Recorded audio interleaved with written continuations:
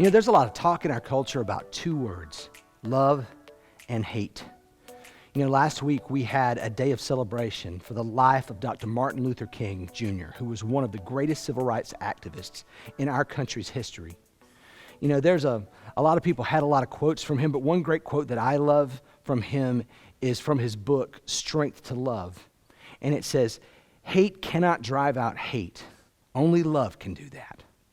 Now, a lot of people reference this quote, but the truth is it's from biblical teaching that he got it. You know, Solomon tells us in Proverbs that love is actually a powerful weapon that not only covers but can conquer all sin. You know, it's the greatest thing, according to Paul. In fact, in our response in all things, even when people seek to do us harm or persecute us, should always be love. You know, God used it to conquer everything from racial prejudice to sexism to even death itself in the life of Jesus as he led up to the cross. You know, it's funny how we would rather settle for less than the best. You know, because humans, I think, they're real good at hate. You know, it's energizing. You know, it can be justified in our mind, as can all sin, but it cannot conquer anything. The truth is, it can only destroy.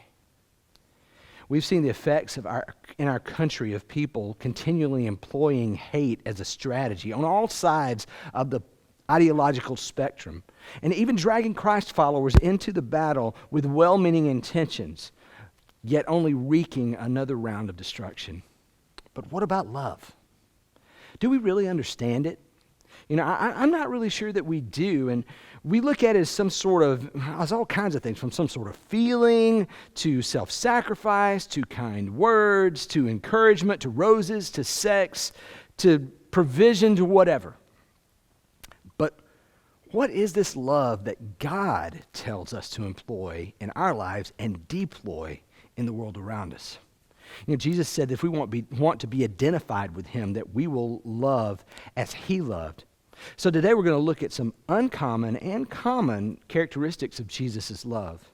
There'll be some of these things that you don't really think about when it comes to love, but it's going to make a lot of sense when we get there. As we look to reorient our love from the world's definition to God's. I'd like to say welcome to Bay West Church. I'm Jim Campbell, lead pastor here at Bay West Church. You know, right now we're meeting in person. You're watching us online, whether you're picking this up down the road or on the weekend that it airs. We are meeting in person on Sundays at 11:15 at 100 Emerson Drive, Northwest, Palm Bay, Florida, 32907. And if you're in the area and not plugged in with the church, we'd love to have you come be a part if you feel comfortable to do that. If not, with the COVID concerns and different things, you are more than happy to stay watching with us online. If you come in, masks are encouraged but not mandated. We do socially distance and expect everyone to be gracious in as we meet together, because there's such varying levels of sensitivity to the virus. You know, also, our KIDZONE is actually meeting in person as well. We are taking precautions and things to make sure that that's safe for our kids. If you don't feel comfortable doing that, we also have an online version of that as well. It's really cool. Our children's leader, Maggie Pearson, puts up a video with a discussion guide so that you can disciple your children at home when they're not able to be here with us. We want to aid you in that. So it's a video, it's a cool, fun video produced around biblical values, and then we have a discussion guide that goes with it that you don't have to be a seminary graduate to discuss with your child. Also, we've been doing something brand new that we started this week. It's kids' prayer time on Wednesday night. Maggie has a link on our Bay West KIDZONE Facebook page, which you'll need to join, you know, to be able to get to get the videos and stuff. If you'll go to facebook.com and in search bar type in Bay West KIDZONE and ask to join that group, you'll see the videos. But also on Wednesday nights at 5 and at 7, whichever time works best for you, we're having kids prayer online, like where your kid can log in. You can log them in on your account there, and they can go on, and they're going to pray for their leaders. Not very long, just a very short thing, but just teaching them to pray as a practice during the week. Also, if you're not in a life group during the week, we encourage you to be a part of that. It's great to to do life together with other believers. We actually have some new groups that are starting. I'm starting a brand new Enrich group that will be meeting online on Wednesday nights at 8. Coming up starting February the 3rd. It'll be every other week, and we're trying to, really anyone can be a part, but really it's for young families because we're hitting that time frame right after the kids go to bed while we still have a little bit of energy left and meeting together online. It's on Zoom, and if you'd like to be a part of that, you can go to baywestchurch.com/groups and just click join a group, and you'll see the Enrich Life group. I'm also doing a fax group every other Sunday starting on January the 30th. And what we'll be doing there is we'll take one question that you find in culture that you may go, I don't really have an answer for that. Well, we're going to take one each week, and in about 45 minutes, we're going to just discuss that question, what we think it means, how it was. We'll look at what God's Word says about it, and pray for each other. And that'll be done on Zoom as well. If you'd like to find out more about what's going on at Bay West Church, you can go to baywestchurch.com and check out our website, or you can hit our online bulletin there as well. You'll see the QR code here in a minute, and you can just scan that with your phone, or you can go to baywestchurch.com/digital-bulletin and see what's going on. You'll have a little letter there from me, some activities that are going on, upcoming in our church, some new things that are going on, and then just a week at the glance calendar for our church as well. If you would like to give, we make that opportunity to give your tithes and offerings available. You can do it securely online at baywestchurch.com/give, or if you would rather send a check, you can do that as well. Just make it out to Bay West Church and send it to 100 Emerson Drive, Northwest, Palm Bay, Florida, 32907. If you'd like to follow along with my sermon notes here in a few minutes, you're welcome to do that. You can do that at baywestchurch.com/notes. Or if you have the little brown Bible app, the YouVersion Bible app, you can click on that, click events, and type in Bay West Church, and it will bring up the notes for the weekend that this airs. But right now, I'd like to ask you to turn your hearts toward the Lord, and I'm going to turn the service over to our worship leader, Josue Gomez, and the team, and I'll ask you to put this on the biggest screen you have, turn it as loud as you can, or if you've only got a small screen, put some headphones in, and sing out from your heart to the Lord.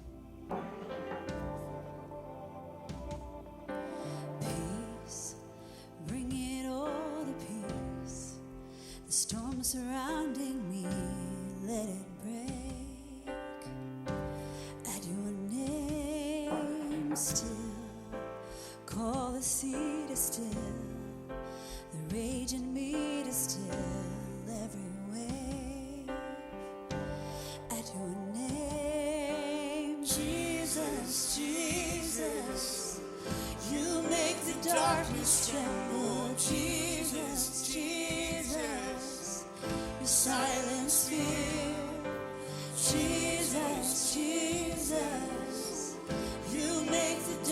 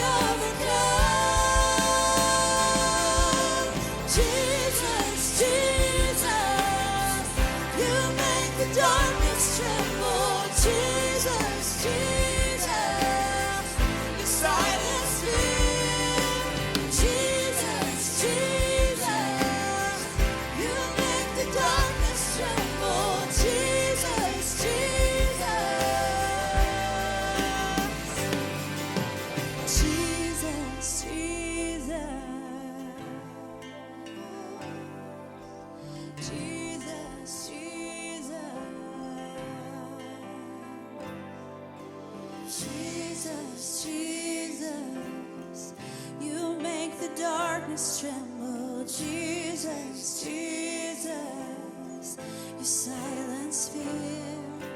Jesus, Jesus, you make the darkness tremble. Jesus, Jesus, your name is a light that the shadows can't deny. Your name cannot be overcome. Your name is a light forever lifted high. Your name cannot be overcome.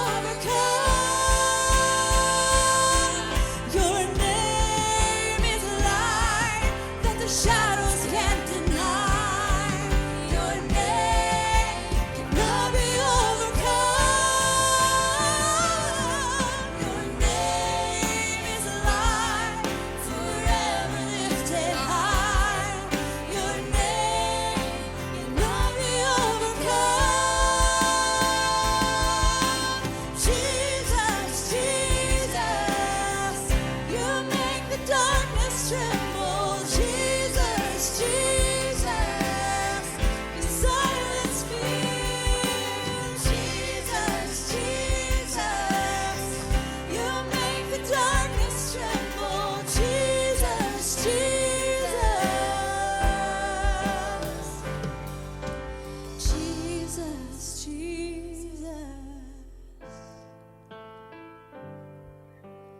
Jesus, Jesus.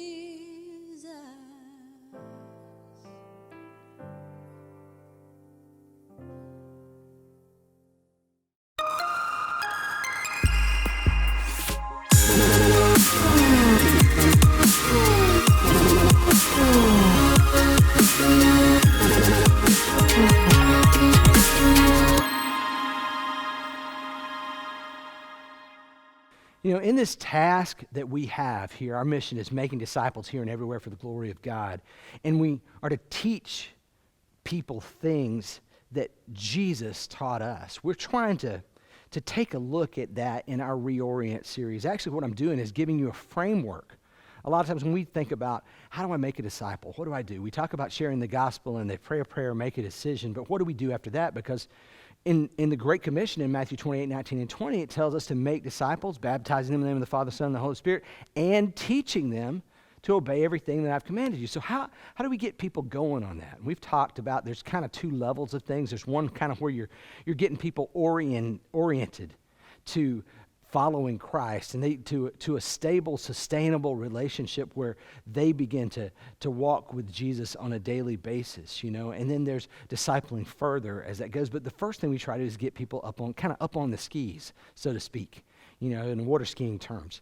And so what we're doing, last week we talked about, what we've been talking about is our core values here at Bay West Church, which work as a great framework for making disciples. Last week we talked about one of the first things that you need to teach someone is they should seek God through the Word, the Bible, and through prayer. And we talked about that. This week our second core value is to love and value all people. You know, and you know, so we talk about this concept of love. You know, this concept, you know, it's a concept that we look for all the time. And honestly, you know, I can't think of a time when it truly isn't appropriate in some form or fashion. There's no situation that love is not appropriate. You know, I'm going to show you this morning how the foundation of love how the foundation of a properly oriented love is the basis for all the things that we do as Christ followers. You know, so what is love? You know, there's loads of definitions of love. For us, the way I want us to see love, loving someone else, is simply this: doing the best for the other person. Now, let's boil it down to just a simple phrase: doing the best for another person. You know, most definitions of love revolve around a feeling, but feelings change daily, even moment by moment, hour by hour. While I believe, truthfully though, love, godly love, is a commitment. It's more permanent. You know, in our culture, love stops and it starts, you know, sometimes easily and quickly. And It's very different from the love that Jesus displays. Here's some truth about God's love. You know, in Hebrews 13, Paul tells us that God said, I will never fail you. I will never abandon you. In other words, love doesn't stop. You know, 1 Corinthians 13, Paul tells us that when every other test fails, when all the talk stops and all the knowledge eludes us, there is one thing that we do know: God's love will not fail. You know, in fact, Paul tells us that it's the ultimate that we should strive for, this love of God. The Apostle John records that near the end of Jesus' time on earth, Jesus told the disciples these words about love. In John chapter 13, it says, "So now I am giving you a new commandment. Love each other just as I have loved you. You should love each other. Your love for one another will prove to the world that you are my disciples." You know, the mark of our lives, the telling factor of who we are, is not how much we know or how much we do or how much we have, but it's who we emulate when we love other people. You know, in analyzing how Jesus loved, I want to share a few important and sometimes overlooked aspects of the love that he demonstrated and modeled for us. And I believe he modeled these purposefully. And one of the first things that Jesus did in loving people was that Jesus left. You're like, whoa, Jim, wait a minute. I didn't expect you to say he left. I mean, you know, that's kind of a ridiculous thing to say, you know. I mean, he left. When we think about leaving and love, it's kind of like love them and leave on top of a person, you know. We think that if you love someone, you stay, you know, and you don't leave, you know. That's not what we think about there. But while that's not normally what we think of love when we put love and leave together, but it shows in what Jesus did. See, Paul wrote in Philippians 2 that Jesus left the greatness of heaven, not considering equality with God something that could not be left behind, to come to us. See, Jesus left his home. Jesus left his comfort. He left his status behind. He left his position behind. You know, all to love people who, even if they were willing, could never truly be capable of loving Jesus properly back, equally in return. You know, how could anyone do that? You know, he left the comfortable for ministry, basically, if we put it in churchy terms. You know, we normally do the opposite. We leave, when we get uncomfortable, we struggle, and we leave ministry for somewhere else that's comfortable. That's what we try. That's what we see people do a lot. I don't feel good. It's not working good for me. So we leave that, and we go try to find something that's comfortable. But that's not how Jesus did it. You know, how could he do that? You know, in Hebrews 12:2, Paul writes exactly how Jesus was able to do that. And it's important for us to see this as well. In Hebrews 12:2, it said, "We do this by keeping our eyes on Jesus, the champion who initiates and perfects our faith." Listen, because of the joy awaiting him, he endured the cross, disregarding its shame. Now he is seated in the place of honor beside God's throne. See, Jesus could love us when we are unlovable in horrible conditions that he came down to, because what he left was so incredible. Because of the joy awaiting him when he returned to heaven, he could endure anything. That's how amazing what he left was. And he did that so that he could love us. And see, that's how we have to approach love. Instead of relying on the joy that awaits us, often in enduring where Christ has us, we often do the opposite. We search for our joy of the now. And we continue to find ourselves left wanting. You know, we go from thing to thing to thing to thing. It's the joy that's just around the corner, and you get there, and the corner's not as awesome as you thought it was. And then you go to the next thing. It's that thing over there, you know. Always searching for our benefit, for our joy, not for God's glory. And we find ourselves wanting, because that's a fallacy. You can't find joy by seeking for it on your own. You find joy by seeking Christ. You know, but not only did Jesus leave, Jesus went too. See, he didn't leave something unpleasant to go to something better. No, Jesus left something great to go to something horrible in comparison. And why? Why did he do that? In Matthew 9, Jesus tells us that when Jesus heard this, he said, healthy people don't need a doctor. Sick people do. Then he added, now go and learn the meaning of this scripture. I want you to show mercy and not offer sacrifices. For I have come to call not those who think they are righteous, but those who know they are sinners. You see, Jesus didn't just go where he wanted. He went where he was needed. See, he didn't just leave something. He went to something. He came to us. He said, I don't want the best that you have. They don't exist. Because everyone is racked by sin, but I have come for those who know they're broken. When you know you're broken, then I can work with you.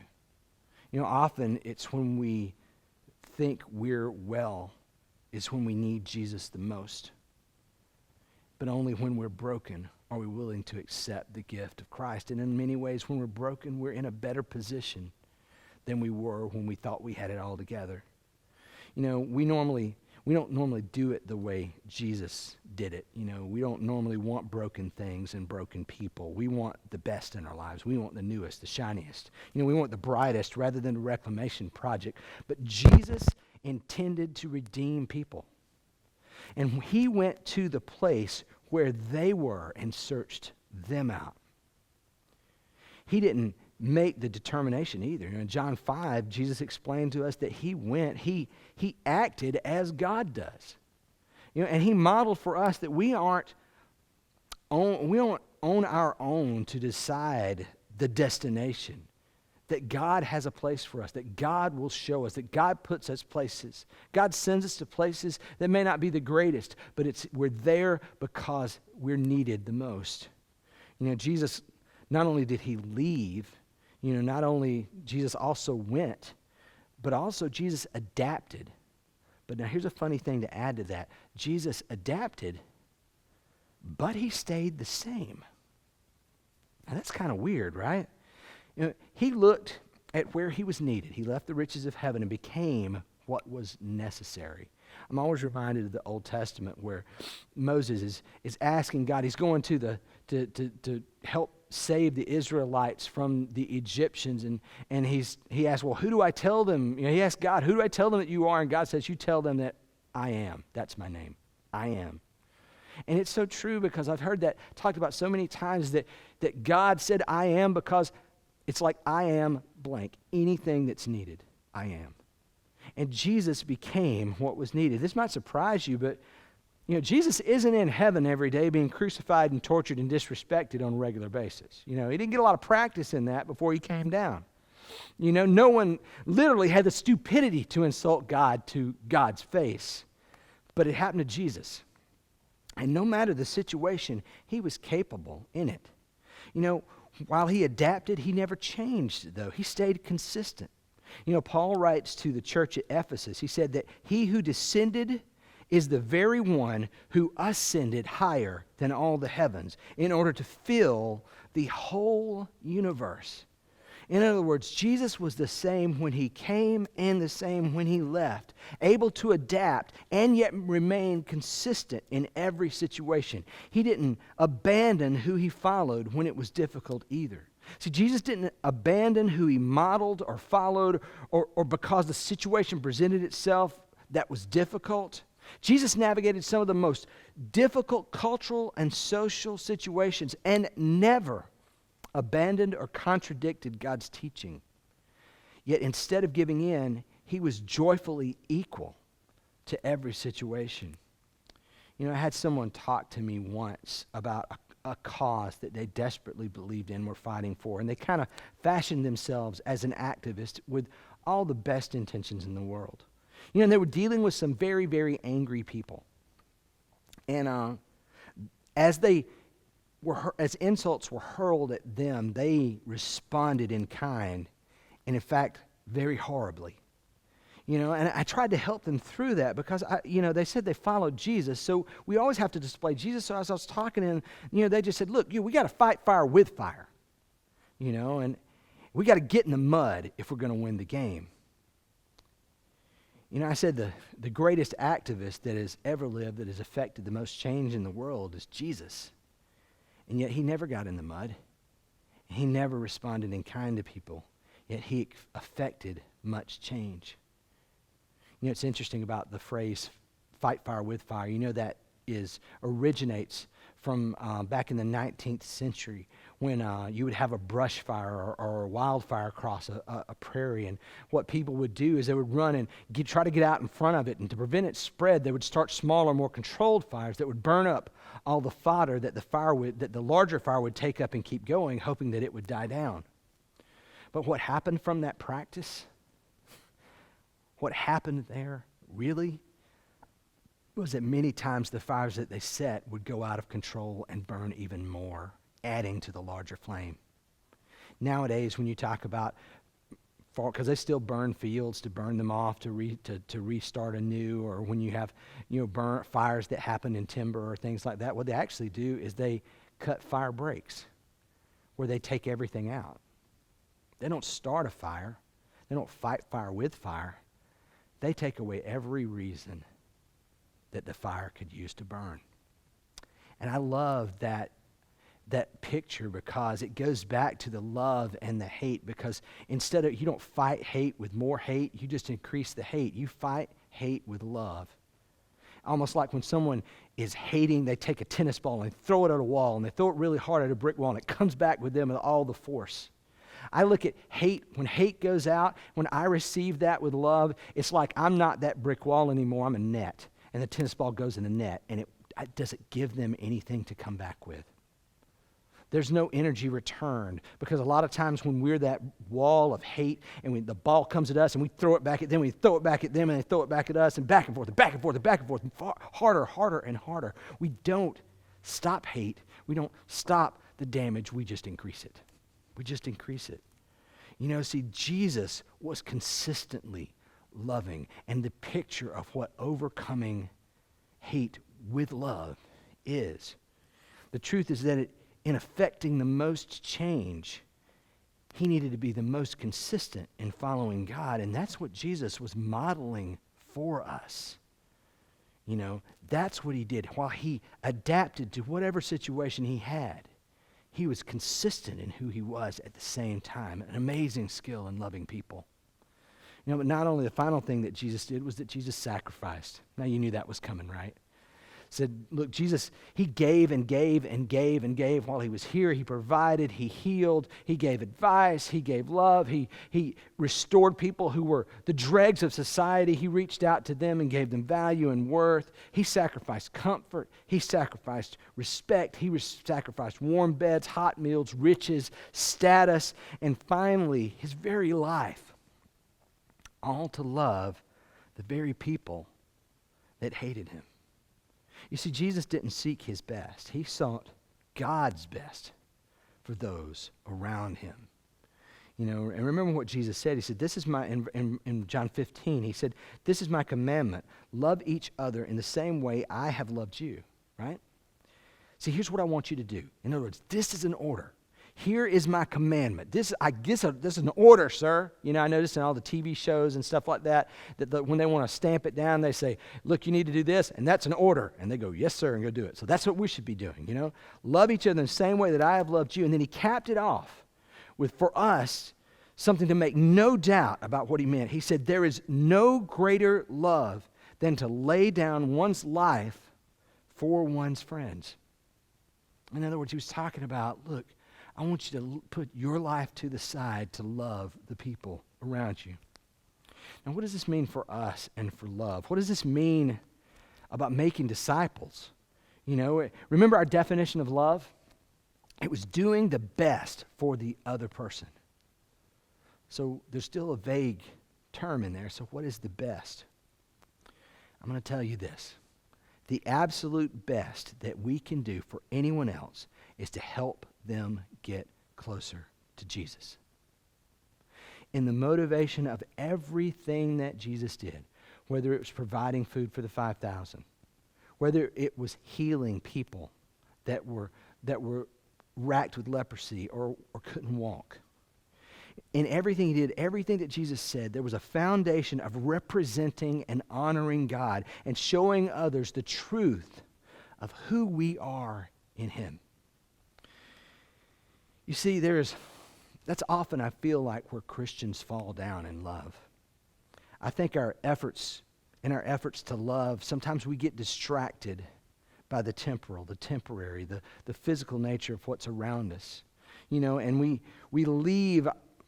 we leave our best, we leave out the best for people. We leave out the gospel, and when it does, it changes the outcome of our love. When we decide to put the goal of loving everyone that we love, how in this moment can I help you know who Jesus is? How can I help you see who Jesus is? How can I help you be closer to Christ? That doesn't mean that every time it's just a Bible lesson. It means that in the next thing that I do, how can I do this as Jesus would do it for their betterment? How can I do this for your best? It changes our decision-making process. Our decisions on love stop from will they be happy to will they be holy. It changes from being will they love me back to become more will they love Jesus more. Our decisions on love stop being will this get me what I want, and it goes to will this show them who he is. I can look back on my life, and I know that every failure of love that I have ever had goes right back to the evaluative decisions and responses that I chose that weren't about showing people who Jesus was in the way I did things. See, when those moments when love got selfish or angry or needy or less Jesus, it stopped being love and it started being something else. And that's when it goes wrong. The next time you get in an argument, will you fight to win your opinion or to have them acknowledge that you're the one, or will you fight to make sure that Jesus is represented there? The next time you decide on where you'll spend your time, will it be to get the most out of the event or give the most accurate depiction of who Jesus is in the communication? It affects how we deal with our spouses. What I say next to my spouse, will it spur her on to be like Jesus? Will I be more of a picture of Jesus' love to her, or will I show something that's selfish and not right? When I make that decision with my children, am I worried more about getting them to a cool school where they can make a lot of dough and have a cool house and join the right fraternity or sorority or whatever it is that you do? Is that what I'm trying to do, or am I simply worried about what will help them be prepared to walk out of my house with a great relationship with Jesus? What will get them closer to Christ if they don't know him?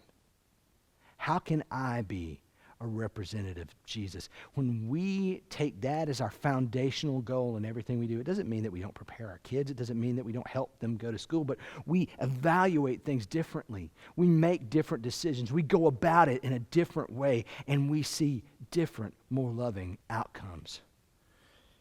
When we teach disciples how to love, we teach them to understand that it's doing the best for everyone involved and trusting God to take care of you. See, this is what Jesus was. This is how Jesus loved. This gospel foundation that spurred the actions that he did and this relationship he had with God, to teach that to other people. And when we begin to love in that self-sacrificing, purposeful way, when we leave what's comfortable to us to go on purpose to somewhere that we are needed, not just somewhere we want to go, and we adapt to what God brings in front of us, yet we stay the same and consistent, and we hold to the Word of God, even when it costs us, and we sacrifice the way Jesus did. We present a Savior that is attractive to all, and we help people come to know Jesus. Now, Christ follower, maybe you're out there and you're not thinking about love that way. Maybe you kind of Sometimes what we'll do is we'll go to church, we'll read our Bible, and we'll kind of employ a few biblical principles in the relationships that we have to love people, whether that be our employees or our coworkers or our family or our spouse or our kids or whatever. We'll employ a few of those, but we won't see that as everything about this. I need to be about helping them see Jesus. And it's a mental shift in how you do things, but it's necessary. Maybe you're out here and you don't follow Jesus right now, and you don't really have a relationship with him, and maybe that's where you need to start. Maybe you've seen people who are Christ followers, like me, maybe, and they didn't love you like they should. They didn't model who Christ was. Maybe you went to church and you were hurt. I want to tell you that's not Jesus' love at all. That's just imperfect people failing at that. But God's love, he longs to show it to you for himself. And maybe today what you need to do is to trust Christ for the first time. Maybe you need to realize that we've all sinned, and being a sinner is not an insult. It's just a reality of life. It's like gravity. It's just there. And we realize that there's a penalty for that sin. When we sin and go against God, there's a penalty. It's eternal death and separation from God. But because God loved us so much, this unfailing love, he said, I'm not going to leave it at that. And he sent Jesus, who lived a perfect life, was both fully God and man on earth, lived a perfect life, never went against God, yet took the punishment for all of our sin, and made it possible when he rose from the dead and conquered death and hell, for us to enter into a relationship with him, commit our lives to following him, and then he comes in and changes who we are. And we can then be reunited with God like we're supposed to be. Maybe that's where you are. If that's how you do that, you just make, it's a decision that you make. You trust God. Say, I believe in you, God. I've tried it my way. I realize there's a problem. I realize that I believe that Jesus was the Son of God. He's fully God, fully man. He lived on earth, and I want to trust my life with him. And I want to confess out loud. That is what it says in Romans 10. I confess out loud that Jesus is Lord, but also believe in my heart, and then my whole being now becomes a testament to follow Christ. And when we do that, God's Holy Spirit comes in and begins to change us. We can never be good enough to do that. God does that. And maybe that's what you need to do. If you've made a decision for Christ today, I'd like to encourage you to click on the Connect link somewhere around this interface. Or if you're watching on our Roku channel or on YouTube, just go to baywestchurch.com/connect on any device. And I'd love you to fill out that card there, which just lets us know and let us know the decision you made. It didn't rope you into coming to our church or anything. You're all welcome. Obviously, maybe you're at home and you go to another church and you were just sick today, or you picked it up sometime during the week and God did something in your life. We'd love to know about that, but we want you to go back to the church that you're part of and tell the pastor what's going on. And we want you to plug in there. If you don't live in the Palm Bay area and can't be a part of Bay West Church like that, you're always able to be a part of here, but I would love to help you get plugged into a church locally where you're at so that people could help you. You're always welcome to be a part of us online, or one of our online groups or something like that, but I'd love to get you partnered with someone locally. So please click that card, let us know. I'll call you and we'll work that out. Or if you're live in the Brevard County area, somewhere around Palm Bay or Melbourne, and you're not hooked into a church and would love to come be a part of Bay West, 11:15 Sunday mornings at 100 Emerson Drive, Northwest Palm Bay, Florida, 32907. We would love to have you here. But right now, just to thank you for being a part of Bay West. Don't forget to be a part of a life group. Go to baywestchurch.com/groups. I've got the new Enrich group starting on Wednesday night for young families that I'll be leading, and my Facts group that's starting on Sunday nights. We have a few other groups, a family life group that's an interesting concept. We have a men's group, a ladies group, and some other groups that are kicking off. So go to baywestchurch.com/groups and click join a group and pick from that array to join there. Also, if you would like to give, you can do that we offer that opportunity for obedience. You can go to baywestchurch.com/give and give securely there, or you can send a check in to Bay West Church, 100 Emerson Drive, Northwest, Palm Bay, Florida, 32907.